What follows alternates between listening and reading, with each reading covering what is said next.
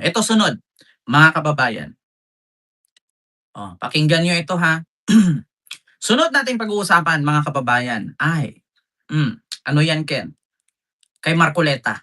Eto na, Mga kababayan, eto ngayon yung ating pag-uusapan na patungkol kay Marcoleta. Bakit? Mga kababayan, actually 1 week na yata si Marcoleta sa Japan. Nasa Japan ngayon si Marcoleta, mga kababayan, para saan? Nakipagpulong kay Japanese human rights activist na si Shunichi Fujiki. Kaugnay sa ICC case ni dating Pangulong Rodrigo Duterte. Sa pulong na inorganisa ng Republic Defenders of Peace and Unity, pinag-usapan ang posibleng conference para sa Japanese community at mga planong pag-imbita kay Marcoleta na magsalita sa harap ng 40 to 50 kamambabatas ng Japan. Nako, eto ang picture mga kababayan. Ulitin ko basahin ko po. Sa pulong na inorganisa ng Republic Defender of Peace and Unity, pinag-usapan ang posibleng conference para sa Japanese community at mga plano sa pag-imbita kay Marcoleta na magsalita sa harap ng 40 to 50 kamambabatas ng Japan. So ngayon mga kababayan, ayan po yung picture kasama niya si Shunichi Fujiki, isang human rights activist ng Japan. Yung nagsalita mga kababayan na sa United Nations na palayain daw si Digong, ito yon, yung nag-trending. So ngayon mga kababayan, nag-react ako. Wala namang problema makipagpulong kasi this is a free country, you can do whatever you want to do. Sa Japan, di ko lang alam. No? Sa Pilipinas, pwede yan. So ngayon mga kababayan, ang tanong ko, anong sasabihin ni Marcoleta sa harap ng 40 to 50 kamambabata sa Japan? Kinidnap si Digong? Pinakulong ni BBM? Siraan ang administrasyong Marcos? Gumawa ng kasinungalingan? Mag-imbento ng kwento? Yun ang tanong ko. Yun ang tanong ko. Pagpunta ba ni Marcoleta doon sa Japan at harap niya or kaharap niya ang 40 to 50 kamambabatas sa Japan, anong sasabihin niya doon? 'Di ba?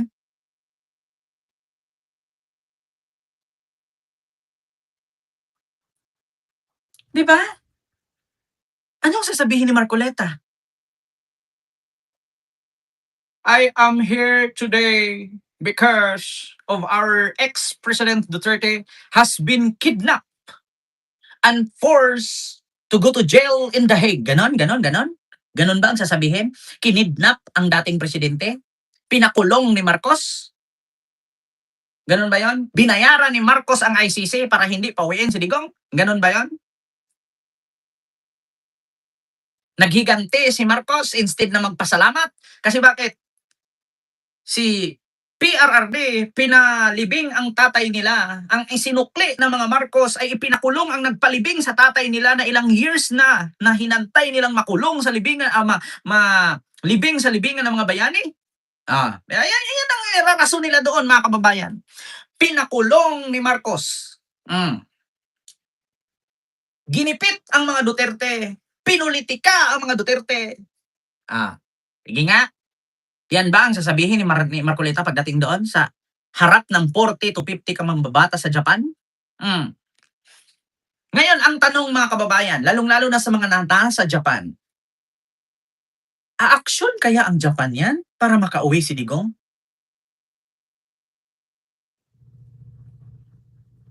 Anong magagawa ng Japan kung makipagpulong si Marcoleta doon? Kung makipagpulong ba si Marcoleta sa Japan, sa 40 to 50 kamambabatas, mapauwi ba nila si Digong mula sa dahig? At isa lang naman ang sasabihin ng ICC niyan bakit nangingialam ang Japan? Anong related kay Digong sa Japan? Si Digong ba ay may dugong Japanese? Baka sasabihin na naman ni Digong, I am Roa, my father is Japanese. Putang ina. Kakaiba na yan. Kapag kaharap ni Digong ang Muslim, sasabihin niya, Muslim ako. Pero yung haba ng lamesa, may lechon na kadapa. Sila dalawa ni Sarah kumain. Sasabihin mo, Muslim ka? Kapag kaharap ni Digong Chinese, sabihin niya, Chinese ako. Kasi bakit? Ang apelyido ng nanay ko is Roa. 'Di ba? Gano'n 'yun. Tsaka bakit ang isang non-government organization magpapaharap ng 40 to 50 ka mambabatas kay Marcoleta? Anong koneksyon ni Shunichi Fujiki na isang human rights activist na hindi naman siya miyembro ng government ng Japan? Kasi non-government organization si Shunichi Fujiki. Ah, ang tanong, ito bang si Shunichi Fujiki is a government o part of the government in Japan? Kasi according sa aking pagre-research, si Shunichi Fujiki is a non-government organization group. So paano ngayon ni Shunichi Fujiki iharap yung 40 o 50 ka mambabatas kay Marcoleta? 'Di ba? Tanong ko lang mga nasa Japan, i-research nyo nga kung anong posisyon ni Shunichi Fujiki sa Japan government. Kasi pagkakaalam ko, si Shunichi Fujiki is non-government organization group part. Hindi siya part ng Japan government. So anong lakas ng loob o kapangyarihan ni Shunichi Fujiki na magpatawag sa 40 ka or 50 ka mambabata sa Japan? Wala naman siya power. Kasi bakit? Human rights activist is non-government organization group. Diba? Sinabi pa nga lang dito, activist, aktivista. Kung dito yan sa Pilipinas, ralihista. 'Di ba? Oh, politician activist po siya. NGO lang siya. 'Di ba? Oh, non-government organization group or non-government group organization siya na bilong. Pero hindi siya politician. Aktivista lang siya. Kumbaga pareho yan dito kila Sator Ocampo, yeah? Kila actually si Sator Ocampo is part na siya ng politics eh. Kumbaga yung mga nagrally-rally diyan na ibaba ang presyo ng bigas, ibaba ang presyo ng gasolina. Ganon. Pero hindi sila parte ng government. Mga aktivista sila, mga ralihista. Pag may mali ang gobyerno, sinisirip nila.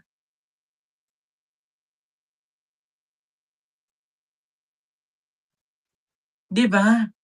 Ang tanong, saan 'to sa Japan? Sabi ni Ma'am Mary Suzuki, Nanay Minda, hello po. Mahigpit dito sa Japan lalo sa mga illegal activities. O, di ba? Kasi sa totoo lang mga kababayan, i-research na natin kung anong kaugnayan ni Shunichi Fujiki. Shu, to wait lang mga kababayan na. Shunichi um, Fujiki, Japan. Ito ha, mga kababayan. Fact check. Mm. Ito na, fact check ng Rappler. Patay ka din ha. Ito sa Rappler ha, fact check. Shunichi Fujiki, the person cited in the post, did not say that the UN is willing to rescue Duterte, nor is the official spokesperson of the international organization contrary of what the post implies. Ayan na, no UN plan to rescue Duterte from ICC custody. Ayan ha, Rappler. Fact check. Fake news. 'Di ba? Mm. Fake news mga kababayan na si Shunichi Fujiki ay nanawagan sa UN para i-rescue si Digong. Ayan na, fact check. No UN plan to rescue Duterte from ICC custody with ah, Shunichi Fujiki. Kita niyo yan mga kababayan na fact check tuloy. Kita niyo yan. Grabe talaga kapag mga DDS ang balita, no?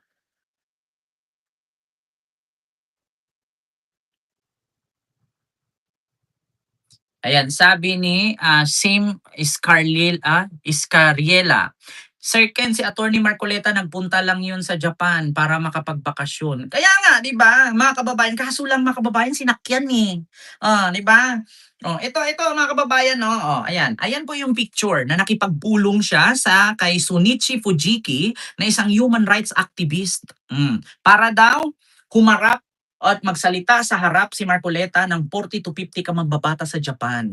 So ang tanong, anong koneksyon ba ni Sunichi Fujiki sa government ng Japan? Ipagkakaalam ko mga kababayan, kapag ganyan kasi hindi po mangingihila alam or manghihimasok ang Japanese government sa problema ng ibang lugar, ibang bansa. Bakit? Bakit nila pagtugunan ng pansin yung ganyang issue, samantalang meron naman silang issue sa kanilang bansa?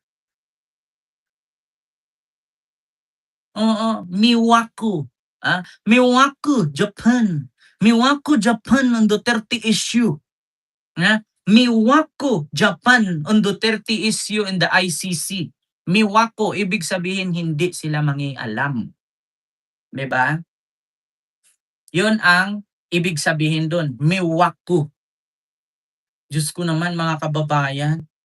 Ito ay galing po ito sa post ng SMNI ha. SMNI post po ito ha. Hindi tayo gumagawa ng kwento dito. SMNI issue. Post ng SMNI yan sila din ang naglagay ng caption. Sana harapin ni Marcoleta yung 40 to 50 ka mambabatas sa Japan. Kasi yan ang caption ng SMNI. Ayan po yung logo nila ayan SMNI ayan pa SMNI. Ayan 'di ba? Anong kinalaman ni Shunichi Fujiki para maipapatawag niya ang 40 to 50 ka mambabatas para humarap si Marcoleta? Mga kababayan, ganito po yan. Makikita naman yan sa isang government official sa Pilipinas na may trip siyang ganyan. Ang tawag kasi diyan, state visit, 'no? Kung bago si Marcoleta pumunta diyan mga kababayan, kailangan ipa-implement niya muna yan sa Senado. Kailangan papirmahan niya muna yan kay Tito Sen, tapos kailangan papirmahan niya kay PBBM na siya'y pupunta dun sa Japan at makipagbulong sa 40 ka or 50 ka mambabatas. Kasi kung wala siyang coordination sa Philippine government at sa Japanese government, kung ganyan ang mangyayari, magkakaroon po ng conflict yan. Bakit? Bakit nakapunta si Marcoleta doon nang hindi alam ni PBBM? Kasi si PBBM ang presidente. Kailangan maglagda muna ang Pangulo ng Pilipinas na si Marcoleta ay sinang-ayunan niyang pumunta doon sa Japan para humarap at kausapin yung mga 40 to 50 kamambabatas sa pamamagitan ni human rights activist Sunichi Fujiki dahil daw i-rescue si Digong sa kustodiya ng ICC. Ganun ba yun? Ulitin ko mga kababayan. Kung yan man ay tulungan ng Japanese government si Digong para makalaya, kung ako ang Japanese government, unahin ko muna yung paano resolbahin pagtaas ng tsunami. Tsunami. Siyempre, ang unahin ng Japanese government, yung nilindol sila. Siyempre, hindi pa nakarecover yung Japan Lalo-lalo na sa lindol at sa tsunami. Tsunami. Siyempre ang unang anuhin ng Japan, paano ba natin maano yung level ng tubig na hindi tayo mapasok sa sunod 'pag nag-tsunami? Oh, gano'n 'yun.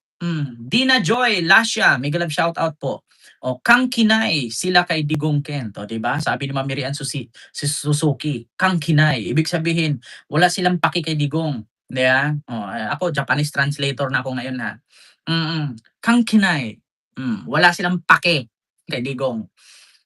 So yun po yun mga kababayan, yung ating reaksyon. Kaya nga nakulong si Digong dahil sa totoo lahat ng ginawa niya. Sek Llamas more popular here in Japan. He can't attend, ano daw, government meetings and convention, sabi ni BMB. Roy Sumatsu. Roy Sumatsu. Mm. Diba? Sudiso kang kinay. Sudiso kang kinay. Tapos sasabihin na, ano ba yung kain tayo? Kain na tayo. May nakita akong bata sa TikTok na ang galing niya mag-translate. Pero ang naalala ko lang talaga sa tinuro niya, yamete kudasai. Yan lang talaga ang naalala ko. Baka si Marcoleta ang nanghikayat sa mga OFW sa Japan, ang kapal ng mooks yan at pinapalamo natin kaya dapat abolish ng singit. Kimasu, itadakimasu, tabiru, shinshin tabiru, konbanwa, shinshin tabiru. Itadakimasu. Yeah. Itadakimasu. Walang legal jurisdiction ang Japan sa Nederlando, di ba? Kaya mga kababayan, hayaan niyo na sila. Hayaan niyo na sila. O kung ano man ang nararamdaman ni Marcoleta sa pakipag-meet diyan kay Sunichi Fujiki at haharap daw sa 40 to 50 ka mambabatas, and then good luck.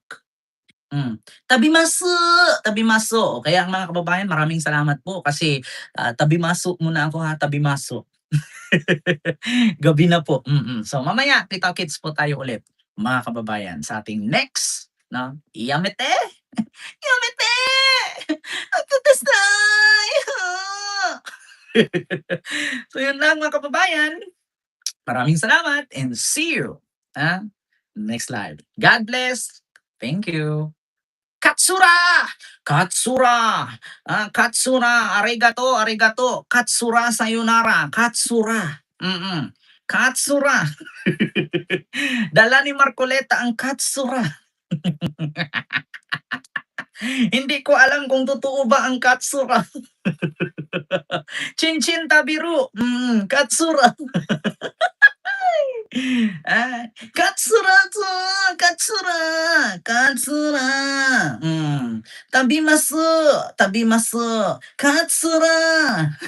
Meta ni atode! Mata ne atode! Katsura! Nishimono katsura! Nishimono katsura ne!